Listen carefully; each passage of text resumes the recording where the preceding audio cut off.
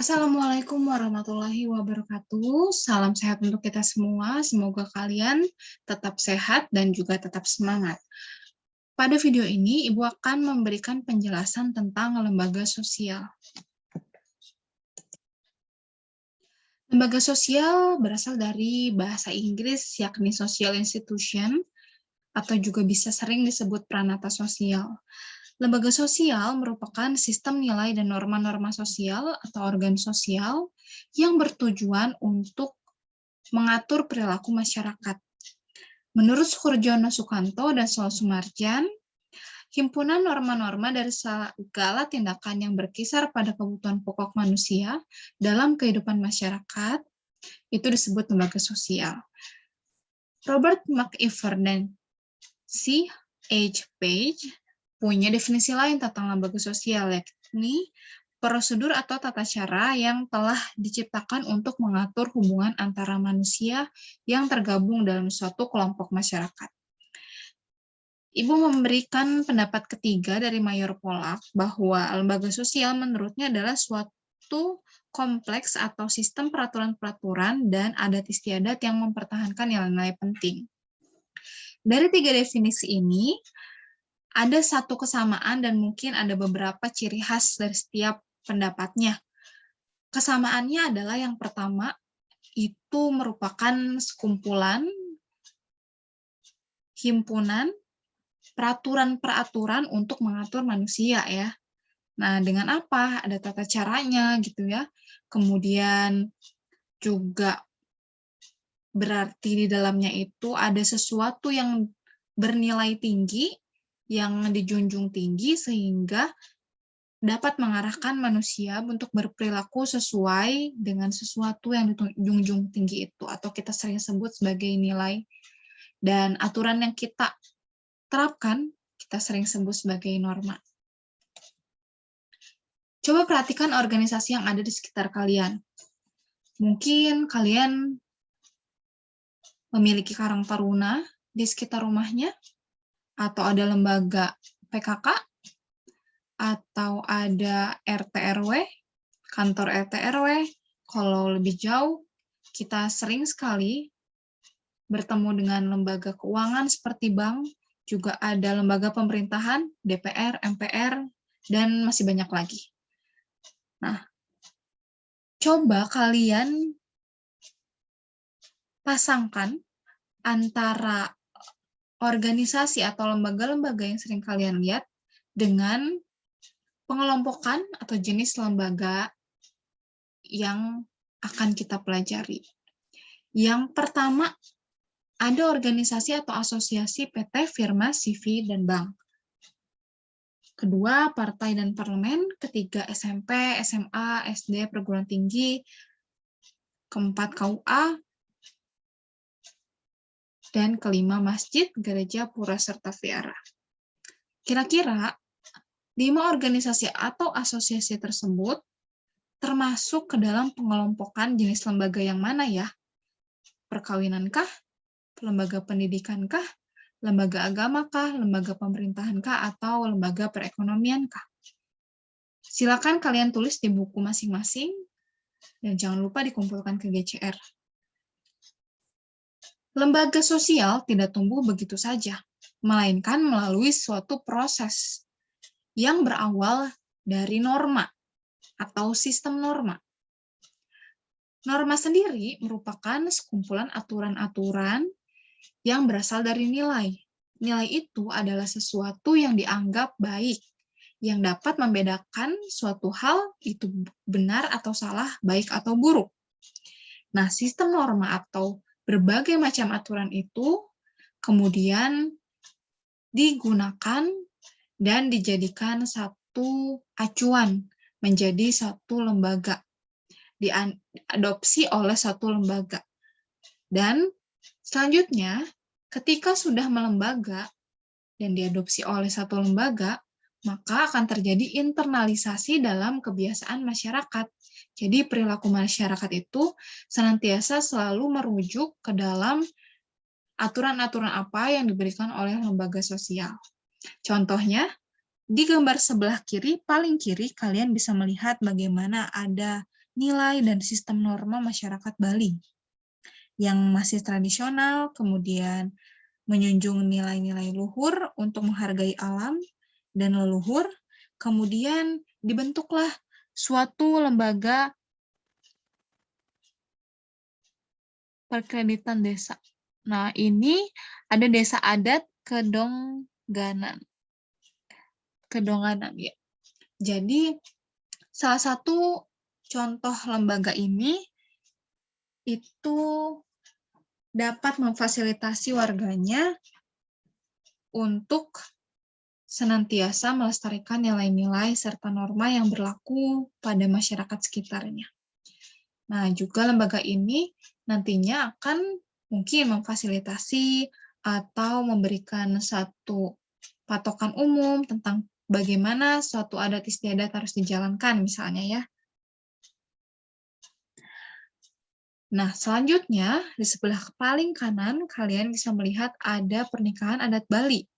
Nah, ketika nilai-nilai adat dan nilai-nilai budaya itu masih dipegang kuat dan telah melembaga, maka akan terjadi internalisasi atau penghayatan terhadap nilai-nilai tersebut ke dalam kehidupan sehari-hari. Salah satunya ketika dua orang memutuskan untuk menikah, mereka menggunakan upacara adat, mereka menjunjung tinggi nilai-nilai adat dalam pernikahannya, dan sebagainya. Karakteristik lembaga sosial secara umum dapat kita lihat dari poin-poin berikut. Yang pertama, lembaga sosial pasti memiliki struktur. Kita dulu sudah pernah belajar selintas apa itu struktur, unsur-unsur yang menjalin atau membuat suatu jalinan sehingga tercipta sebuah sistem di masyarakat gitu ya. Nah, struktur itu juga memiliki komponen, ada yang lebih tinggi, ada yang lebih rendah, ada yang satu melengkapi yang lainnya gitu ya. Dan ketika ada satu hal lebih tinggi dibanding hal lain, itu kita sebut stratifikasi, sedangkan untuk hal yang setara kita sebut diferensiasi.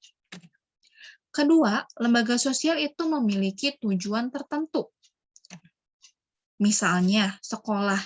Sekolah memiliki tujuan tidak hanya sebagai lembaga untuk mengajarkan suatu pengetahuan baru pada siswanya, tapi juga membentuk karakter siswanya. Nah, jelas sekali kan di sana ada nilai dan norma yang diterapkan dalam lembaganya, yaitu nilai karakter. Ketiga, lembaga sosial memiliki simbol tersendiri. Contohnya, kalian bisa lihat berbagai macam simbol partai yang ada di Indonesia. Keempat, lembaga sosial memiliki tata tertib dan tradisi atau nilai dan norma. Tentunya dong, karena tadi kan lembaga sosial itu prosesnya berawal dari sistem norma yang dihimpun. Nah, kalian bisa melihat di foto terakhir sebelah kanan, paling kanan ada kegiatan galungan, yaitu kegiatan hari sucinya umat agama Hindu. Ya, jadi mereka selalu merayakan hari suci tersebut. Itu merupakan salah satu bentuk karakteristik lembaga sosial, yakni memiliki tata tertib dan tradisi, serta nilai dan norma.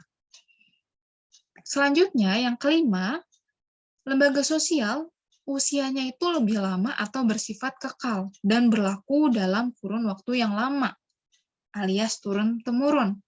Misalnya, kalian mungkin dulu pernah memiliki keluarga yang sekolah atau satu alma mater dengan kalian.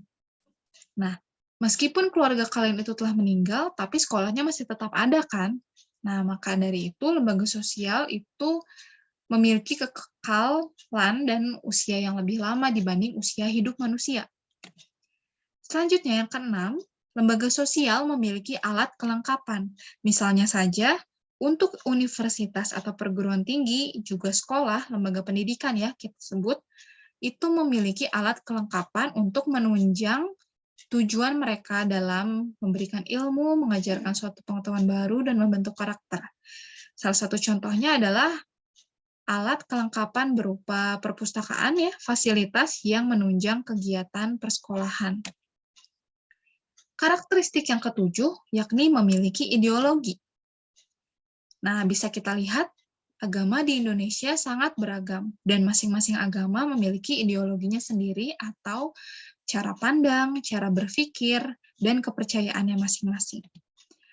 Yang kedelapan, lembaga sosial memiliki karakteristik tingkat kekebalan atau daya tahan. Maksudnya adalah lembaga sosial ini memiliki adat masing-masing, di mana adat itu dapat teruji oleh waktu. Sehingga dari waktu ke waktu, meskipun sudah modern, adat istiadat masih tetap dijunjung tinggi. Nah, salah satu contohnya seperti itu ya, lembaga sosial itu. Lalu apa sih fungsi lembaga sosial? Kalian bisa melihatnya. Di sini ada sekitar 4 fungsi lembaga sosial. Di antara sekian banyak fungsi-fungsi yang lainnya sesuai nanti karakteristik lembaga sosial yang berbeda-beda satu sama lain. Secara umum, lembaga sosial ini punya fungsi untuk memberikan pedoman pada masyarakat. Bagaimana seharusnya bersikap agar masyarakat itu dapat bersikap sesuai dengan aturan, tidak melanggar nilai atau norma, gitu ya. Tidak melenceng, tidak menyimpang. Kedua, lembaga sosial itu berfungsi untuk menjaga ketertiban, keutuhan, dan kebersamaan di antara masyarakat. Yang ketiga, lembaga sosial menjaga dan melindungi nilai yang dijunjung tinggi, agar nilai itu tetap menjadi suatu yang penting, yang dijunjung, dan yang menjadi patokan.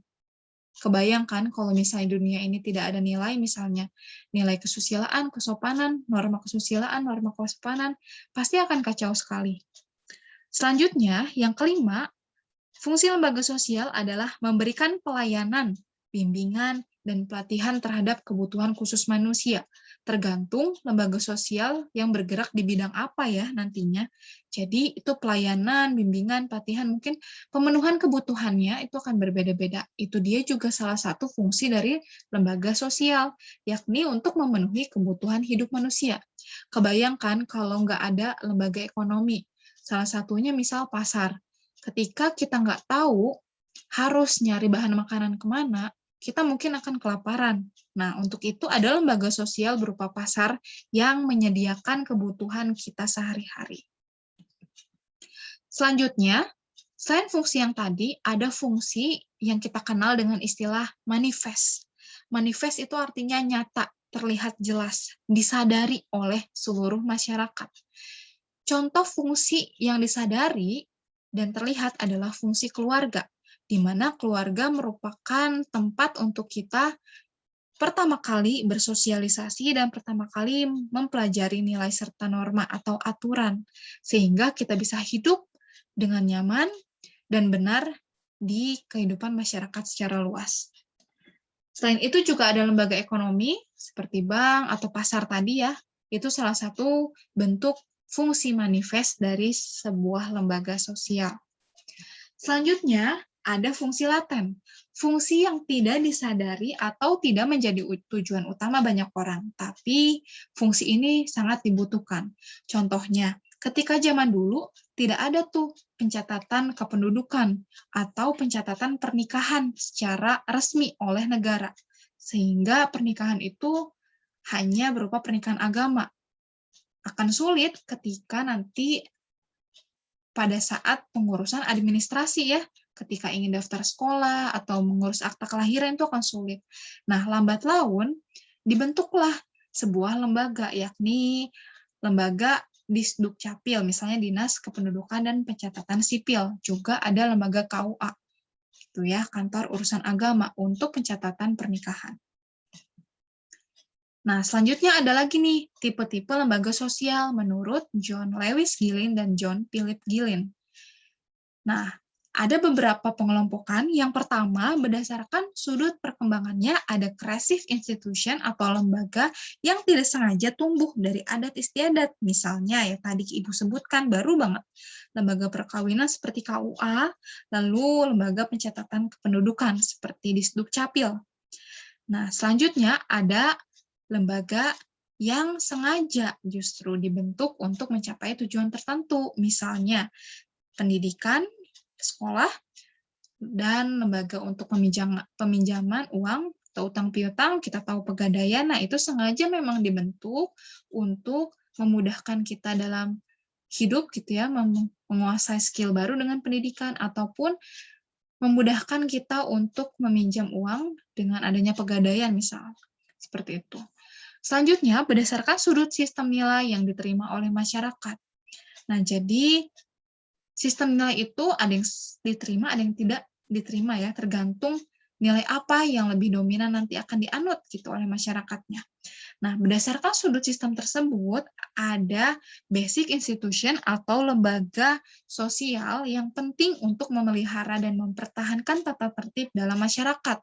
Jadi, lembaga ini mesti banget ada atau sangat mendasar gitu ya dalam kehidupan kita, seperti keluarga, sekolah, dan negara. Bayangkan jika tidak ada keluarga, kita tidak akan bisa bersosialisasi dan belajar status, peran, belajar nilai dan norma gitu ya pertama kali gitu ya, dan sebagainya. Jika tidak ada sekolah, kita tidak mungkin dapat bekerja gitu ya, karena tidak memiliki pengetahuan. Terus jika tidak ada negara, maka kita akan tinggal terkatung-katung ya, seperti imigran yang mungkin tidak punya negara yang mengakuinya sebagai warga negara. Selanjutnya ada subsidiary institution atau lembaga yang berkaitan dengan hal yang dianggap oleh masyarakat kurang penting.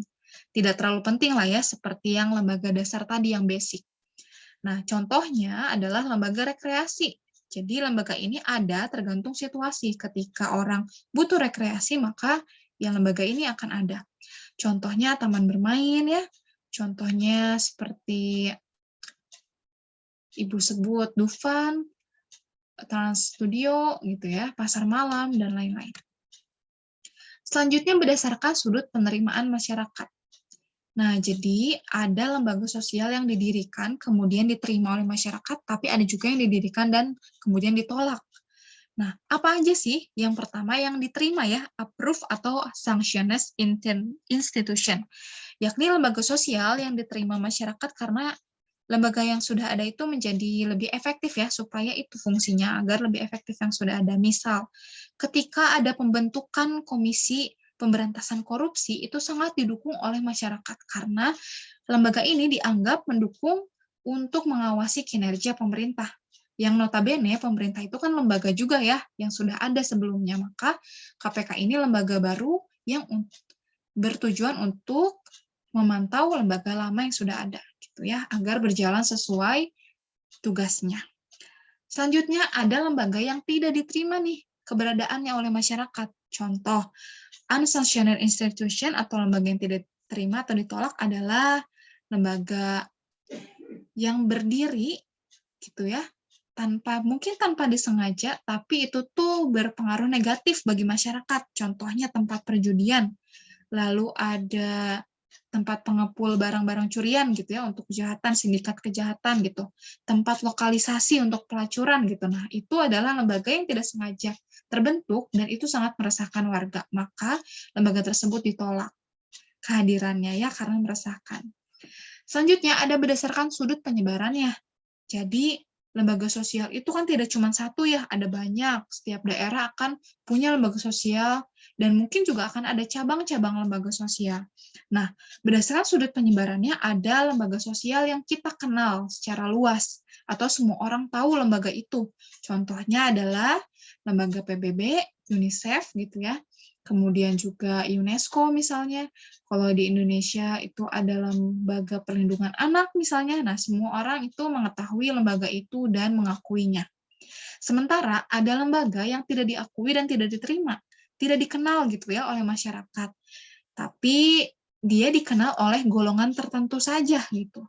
Contohnya satu aliran dalam agama misalnya atau organisasi-organisasi agama, ormas gitu ya, yang memang masyarakat awam atau masyarakat luas itu tidak tahu tentang seluk-beluknya bagaimana organisasi tersebut kecuali orang-orang yang tergabung dalam organisasi tersebut. Terakhir, ada berdasarkan sudut fungsinya. Jadi kalau kita lihat nih, kan lembaga sosial itu banyak sekali fungsinya.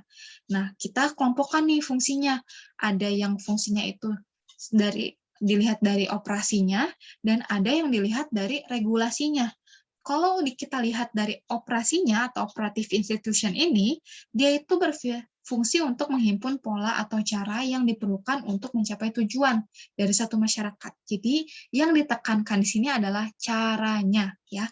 Cara untuk bagaimana mungkin mempermudah kegiatan manusia gitu ya, masyarakat, ataupun bagaimana cara untuk memenuhi kebutuhan masyarakat. Contohnya industri, dia berfokus kepada bagaimana menciptakan suatu barang, produk yang cepat, murah, dan efisien gitu ya. Nah, sementara lembaga yang kedua berdasarkan sudut fungsinya itu ada yang regulative institution, yakni berfungsi mengawasi adat istiadat atau tata kelakuan. Jadi ini berkaitan dengan aturan-aturan yang ada di masyarakat. Nah, contohnya lembaga hukum, kejaksaan, dan pengadilan. Jadi, fungsi dari lembaga hukum, kejaksaan, dan pengadilan kan tentunya untuk melihat nih, apakah lembaga-lembaga lain atau aturan-aturan yang diterapkan oleh lembaga tersebut itu sudah sesuai atau belum dengan nilai dan norma yang berkembang di masyarakat. Nah, jadi fungsinya ini mengawasi ya kalau regulasi itu. Beda dengan operasi, yakni memikirkan cara gitu ya, bukan mengawasi. Cukup sekian pembahasan materi lembaga sosial pada kali ini. Selanjutnya akan ada pembahasan materi tentang lembaga sosial keluarga yang wajib banget kalian ketahui, karena lembaga sosial keluarga adalah lembaga sosial yang pertama dan utama sebagai pembentuk masyarakat. Lembaga terkecil pembentuk masyarakat. Sekian dari Ibu. Wassalamualaikum warahmatullahi wabarakatuh. Salam sehat, tetap semangat.